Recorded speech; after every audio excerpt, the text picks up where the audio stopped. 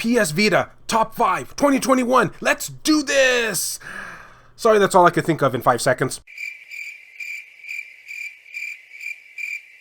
Greetings fellow Vita fans, this is James with PS Vita at 2 AM, coming at you once again with another exciting video. And if you're new here and love everything PlayStation Vita, don't forget to subscribe, and make sure to share your thoughts and opinions about this topic down in the comments section. So today we have a viewer requested video from Patreon. This comes from Juan M. Hermosillo, and they asked, how about a latest additions to the PS Vita store, if any? I really hope Unmetal gets a digital release. Don't want to open my copy. Believe me, I feel your pain there. And we really do have to emphasize on the if any category here, because as we know, 2021 hasn't been the most abundant year for PS Vita releases, especially when it comes to the store. But that got me thinking, how about a top 5 PS Vita games for the year 2021 that can be purchased digitally so far? Yeah, I think we can make that happen. We have that technology. So now that we have that finished, here are my top 5 favorite games for the PS Vita that have released on the PlayStation Store recently so far. And honestly, since there's not going to be any more digital releases past this summer, it's probably going to be pretty set in stone. Oh, and one of my choices is probably going to be a bit on the controversial side, but we'll get to that one when we get to that one. Here's the first one, Habroxia 2. Hey, that one's not controversial. No, we're not quite there just yet. Now with Habroxia 2, you probably would think that I would choose this game just because of the fact that it's a shmup. And, well, yeah, I guess you would be right about that. I've never been good at true confessions here, but I also did like a lot of things about this game. Truth be told, when I first fired up this title, it kind of took me a little bit of time to get used to that whole twin stick shooting element, because I was not expecting that from a get to point A to point B type of shmup.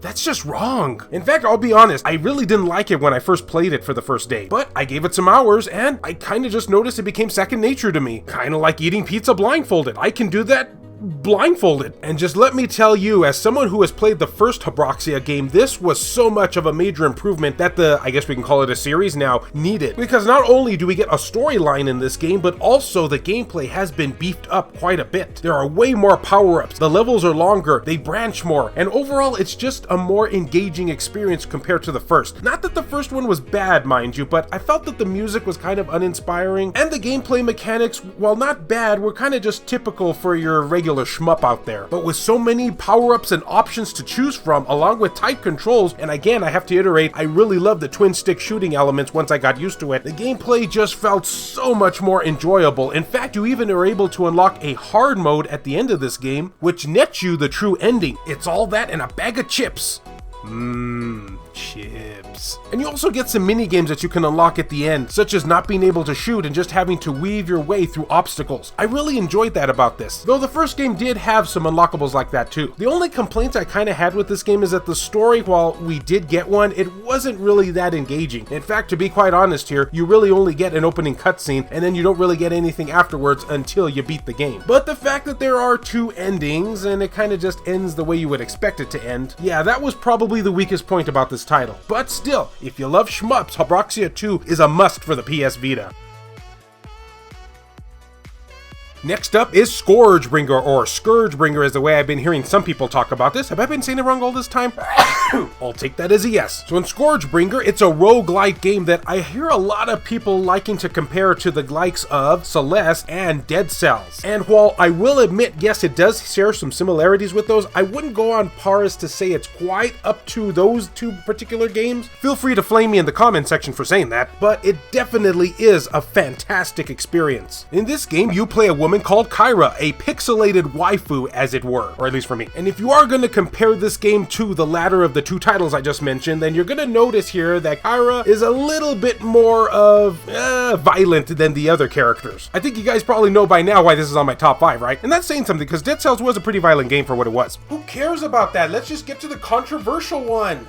Within due time. And you're probably no doubt noticing that this game is all about the aerial, I almost want to say combos, or at least aerial attacks in this case. And that's how you're going to be dealing most of the damage you will be doing. True, you do get this sort of gun that will shoot from a longer range, but I didn't really find it very useful, and I kind of just like to hack and slash my way at enemies, and you probably will be too. The game includes a skill tree, which I really like, such as featuring permanent upgrades and whatnot, and you will also get item buffs in this game. I think the one thing though that I love the most about it was just how quick and fast-paced it is. And violent. That's definitely a selling point. Also an overused running gag on this channel. Next game. Everything on this channel is overused. Note to self, fire that guy. Next is Astro Aqua Kitty. Yeah, can you believe that? I'm not even a cat fan, and I'm choosing this game. It's new territory for me for sure. So if you remember the first Aqua Kitty game, you were kind of just in a more linear path where you had to defend towers from other rival cats and whatnot. I think there were cats anyway. Honestly, it's been so long since I played it, but hey, it's feline. With this game though, it's all about the exploration, and that really opens up so many more possibilities for a title like this. In an RPG style fashion, your ship can level up. Each time you level up, you're able to get new abilities and increase your buff stats, such as gaining more health, gaining more armor, or increasing your energy bar, which is all the usefulness for special attacks. You know, I really think I should have re-recorded that line.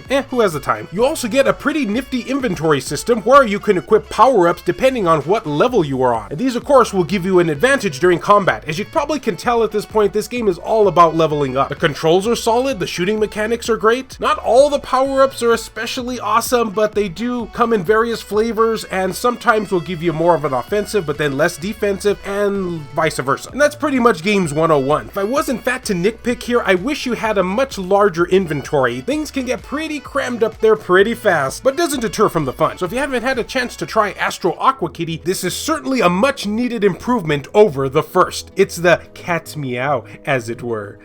I'll just see myself out, sorry.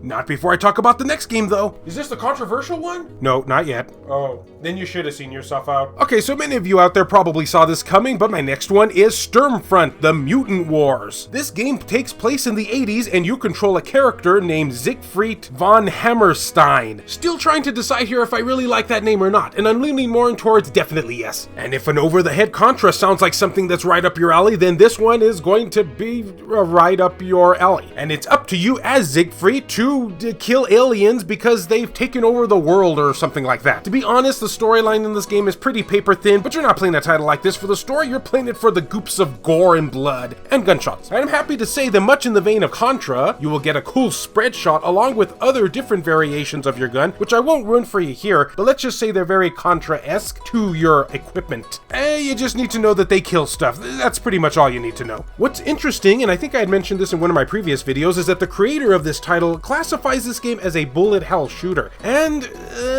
sort of it is, I guess. It has the elements down pat, I would say, but it's not really a bullet hell shooter unless you play it on hard mode. If you play it on hard mode, then yeah, I would classify this game as a bullet hell shooter. But if you're playing on any of the other difficulties, it's kind of Contra-esque where it's all about just memorizing the enemy's patterns. And memorizing the enemy's patterns you shall have to do, because if you don't, you will die. Drawing inspiration from arcade classics such as Ikari Warriors and Shock Troopers, which you can definitely see, this game is a must-have if you love that run and gun arcade action. And people named Siegfried von Hammerstein or something like that. Seems incredibly niche to me, but I'm sure they're out there.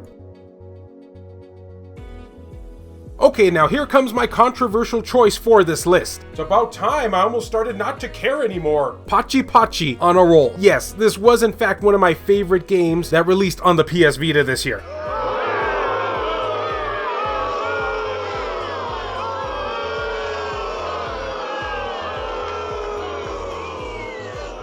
Wow, that took a while. I know. But one of the reasons why I just enjoyed this game so much is just because what a breath of fresh air it was for the Vita. We haven't had a game like this come in I don't know how long, or if even at all. It's a pachinko game, and I know some people might be thinking, oh, this is boring as a slot machine game would be, which I actually enjoy too. I kind of feel that the reason why this title got a lot of hate for it is just because of the fact of its genre. Because as a pachinko game, it's actually really fun. It's one of those games that I can just pop in, zone out to for like half an hour or so, put it back on my shelf, and I'm good to go. And I know what you're thinking here. It's probably because of other reasons, am I right? Well, that's half of it, but the gameplay's fun too. You control a type of skill crane, and you gotta roll the ball down the pachinko machine, and whatever happens, happens. You can kind of guide it sort of where it goes, but it's basically all up to luck. And the more points you earn, the further you get to progress in the game. And depending on where the ball lands, you might get one of the ladies' clothes to be removed, just saying. See, I ain't biased at all. Though I will say one thing, this game is very hard. I have not been able to unlock one of the extra levels or costumes for the characters, so based on what I played from playing the first level, it's very addicting. I just hope that someday I can actually get good at it. Probably not gonna happen.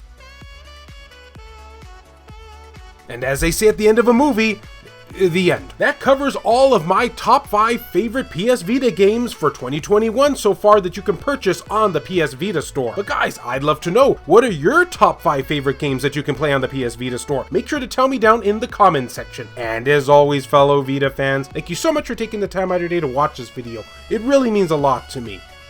Love you all, and I'll see you next time.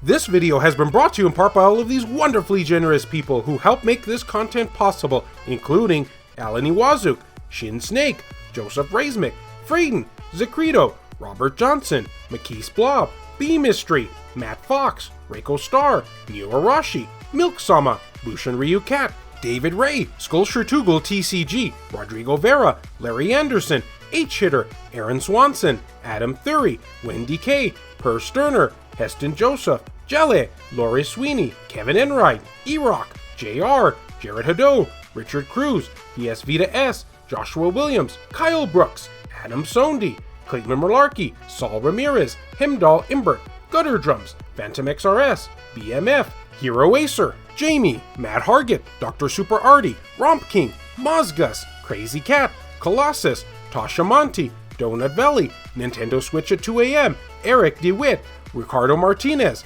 Azumara, Juan M. Hermosillo, 1488 Dental, Burrs and Mystery, Sakib Alam, Kayonko, Michael O'Connor, Robert Sylvester, Hector Gonzalez, and Smug Wolf. If you would be interested in supporting the channel and seeing your name on this end screen here, or if you wish to remain anonymous, that can be provided too, then make sure to check the links down in the description below. I have numerous ways for you to do this down there. Can't support in this manner? Don't worry about it. Likes and shares can help equally as much.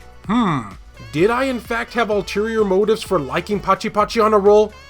Yeah, can't be. Humana.